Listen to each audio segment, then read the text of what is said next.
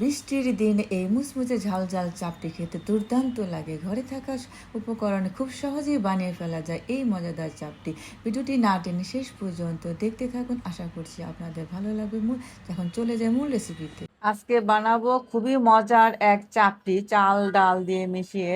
এই যে আমি নিয়েছি খেসারির ডাল পরিমাণ মতো, মসুরির ডাল পরিমাণ মতো, আর নিয়েছি আতপ চাল।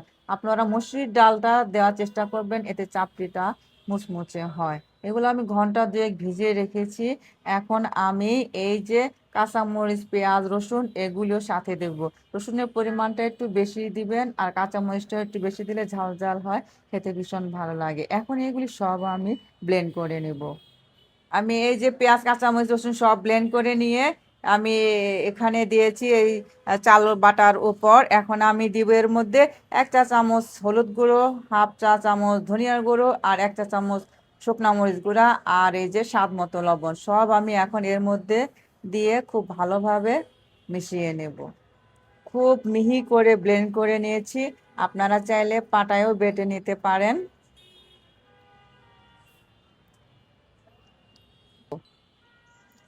আমার মাখানো হয়ে গেছে, এখন আমি এগুলো বানাতে শুরু করব। আমি তেল ব্রাশ করে নিচ্ছি। এখন আমি ব্যাটার কিছুটা দিয়ে দেব মাঝখানে। এটা আমি হাত দিয়েই বানাচ্ছি।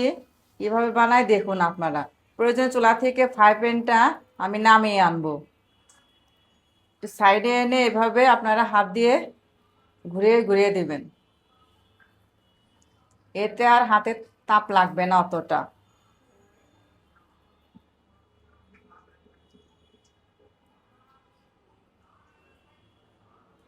এভাবে ঘুরে ঘুরে যা টুটে ফেলতে হবে। এখন আমার এই ঝিনুইয়ের সাহায্যে এটাকে আমি পাতলা করে দেব। আপনার ঝিনুই না থাকলে চামচ দিয়ে পাতলা করে দিবেন।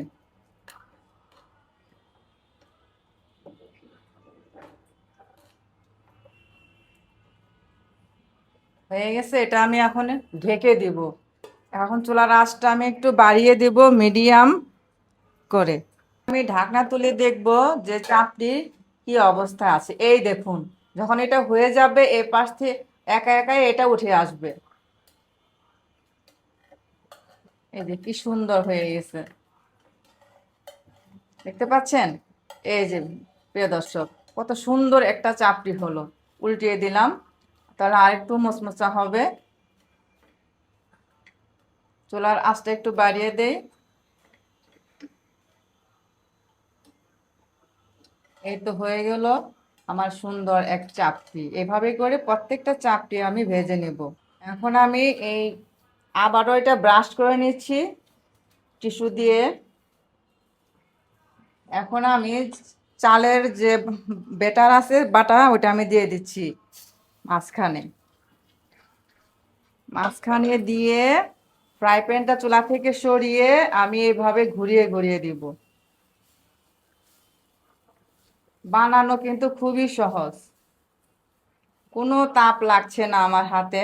যেহেতু গোলা একটু কম হয়ে গেল, বেশি বড় হবে না চাপটিটা।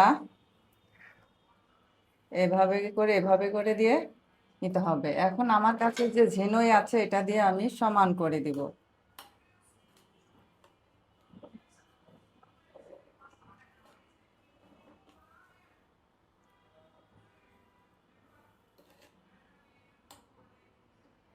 এখন এটা আমি ঢেকে দিব মিডিয়াম আছে। চুলার তাপ বাড়িয়ে দিলাম। এভাবে হতে ঢাকনা খুলে দেখি কি অবস্থা। এই তো হয়ে আসছে। আপনারা কি করবেন, মাঝে মাঝে একটু ফ্রাই প্যানটা এভাবে কিংবা তাওয়া যেটা ভাজবে একটু ঘুরিয়ে দিবেন, যাতে চারপাশেই তাপটা লাগে। তো এই তো আমার চাপটি প্রায় হয়ে আসছে। এই যে একা একাই উঠে আসতেছে। এই যে দেখুন, আমাকে আর কষ্ট করতে হলো না, একাই উঠে গেছে। এখন আমি উল্টিয়ে দিলাম, এ পাশটাও একটু ভেজে নেব, তাহলে আমার চাপটি রেডি হয়ে গেছে। আমি এখন চুলা বন্ধ করে দিলাম। এখন এটা আমি নামিয়ে নেব।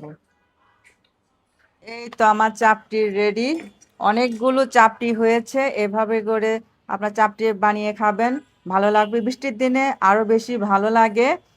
তো আমার ভিডিওটি কেমন লাগলো আপনাদের কমেন্ট করে জানাবেন আর আমাকে সাবস্ক্রাইব করবেন। আপনাদের ভালোবাসায় যেন আমি সামনে এগিয়ে যেতে পারি। তো আজ এ পর্যন্তই দর্শক, সবাই ভালো থাকবেন। ধন্যবাদ সবাইকে। আসসালামু আলাইকুম।